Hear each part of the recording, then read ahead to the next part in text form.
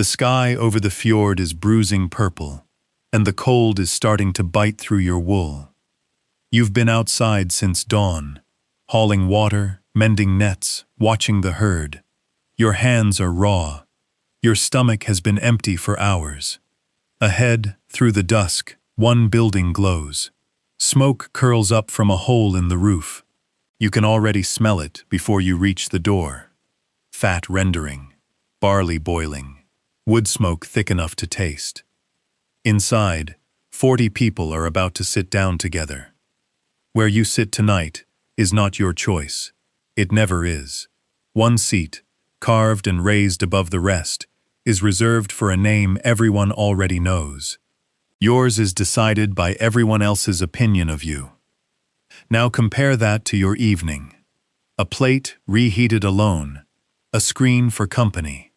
Nobody deciding where you belong, because nobody is watching. For the Vikings, eating together wasn't a preference. It was the mechanism that held a household together, every single night. Tonight, we're stepping inside that longhouse to see exactly how a shared meal built a society. There is no separate kitchen, no separate bedroom, no separate meeting hall. In the Viking Age, one building did all of it, for everyone who lived there, at the same time. That building was the Longhouse, and its shape barely changed for centuries. A long, narrow frame, 3 aisles wide, held up by rows of wooden posts. Down the center, the hearth, a shallow pit of fire that never really went out. Along both sides, raised earthen or timber benches, where people sat by day and slept by night, wrapped in the same furs. There was no room to be alone. Every task, cooking, weaving, mending tools, minding children, happened in sight of everyone else, lit by the same fire. We know this in real detail because of a farm called Borg in Norway's Lofoten Islands. In 1981, a farmer plowing his field noticed his tractor was cutting unusually deep into soil that was strangely dark. That patch of dark earth turned out to be the floor of a chieftain's hall. Archaeologists excavated it through the 1980s and uncovered the largest longhouse ever found from the Viking Age. 83 meters long, nearly the length of a football field, built for a single household and everyone bound to it. A house that size wasn't built for privacy. It was built for the opposite. And as the light fails outside, that single room becomes the only place that matters. Fieldwork ends. Herds are penned. The people who spent the day scattered across the farm, fishing, plowing, gathering wood, all walk back toward the same glow.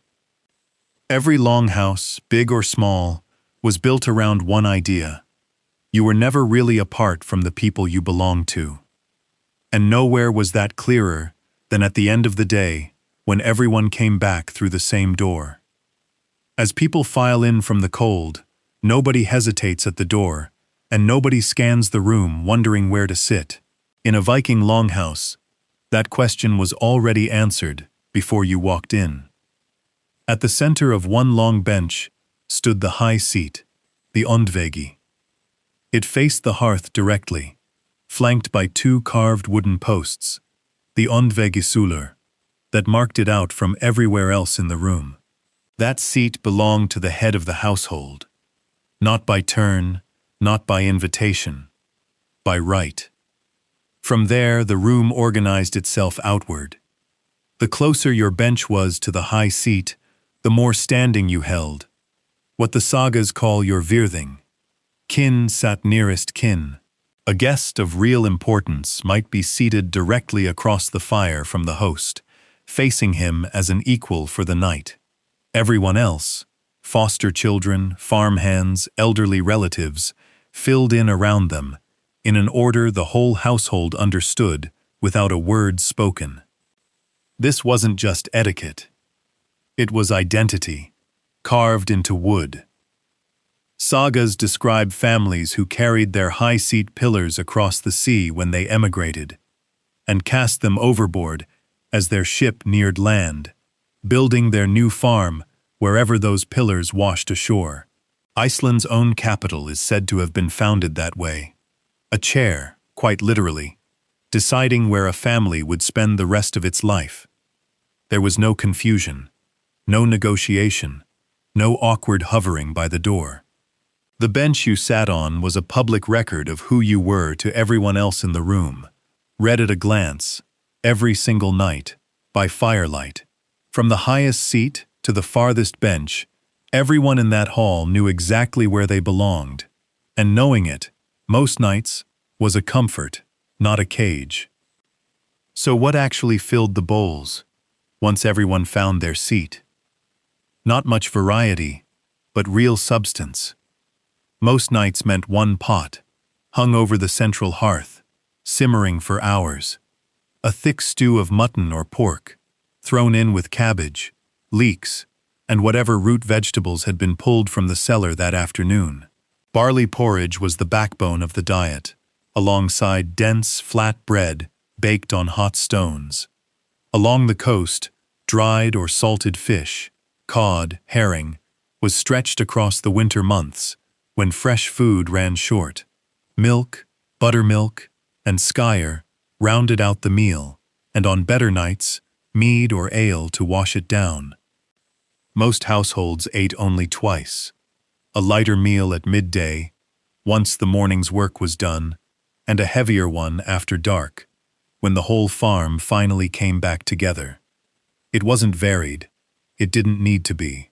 A study of Viking-age skeletal remains from Skjaldarstaðir, in Iceland, found surprisingly little evidence of nutritional deficiency, a household eating simply, but eating enough, year-round.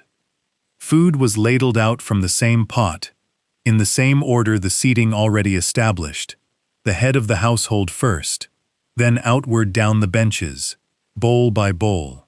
But there was one exception that mattered more than rank. A guest, even an unexpected one, arriving out of the dark, was fed before being questioned. Hospitality wasn't a nicety in Norse culture. It bordered on sacred obligation. Turning away a traveler on a cold night wasn't just rude. It reflected on the honor of the entire household for years afterward. One pot, one fire. Everyone served from the same source, in an order everyone already knew. When the bowls were empty, nobody got up to leave. This was the part of the night nobody rushed. The fire was stoked higher, benches shifted closer, and somebody began to speak. It might have been the head of the household, or a traveling guest earning their meal with a story. Often it was a skald, a professional poet and storyteller, trained for years to hold an entire hall silent. Sometimes a lyre accompanied the words, its strings plucked low under the voice. Though instruments like these are rare finds for archaeologists, known mostly through the sagas that describe them. What came next were tales of gods and giants, of ancestors who sailed to unknown coasts, of feuds, honor, and fate. Riddles were traded back and forth. Old grievances got aired, and old triumphs got exaggerated, the way they always do around a fire. Outside, the wind and the dark had the whole world to themselves. Inside, none of that mattered. This is where the sagas we still read today actually came from. They weren't written down until centuries later, mostly in Iceland, between the 1100s and 1400s. But by then, they'd already survived hundreds of winters, as spoken word, night after night, passed from one skald to the next, with nothing but memory to carry them forward. There was no book to check, no record but the room itself. Whatever mattered enough to remember got told again, by the same fire, until it became who you were. That's what the meal had really been building toward all along. Not just food, but the moment the household became, once more, a single shared story. No one in that longhouse ate a meal alone. Not because they couldn't. Because it never occurred to them that eating alone was even an option. That's the part worth sitting with. We've traded the bench and the shared pot for speed and convenience, and we gained a lot doing it.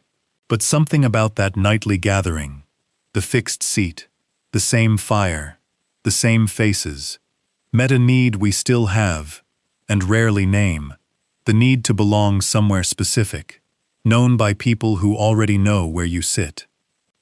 If this gave you a little more respect for a meal that most of us rush through, hit like. It helps this channel keep telling stories like this one. And if you've got a family ritual of your own that does what the Longhouse did, drop it in the comments. I'd genuinely like to read them. Before you go, if tonight's episode was about togetherness, our last one was about survival in its absence. Check out What Did Vikings Do When the Sun Never Rose? To see how they got through the darkest months of all. So tell me, what's the modern version of that shared table in your life? And do you still have one?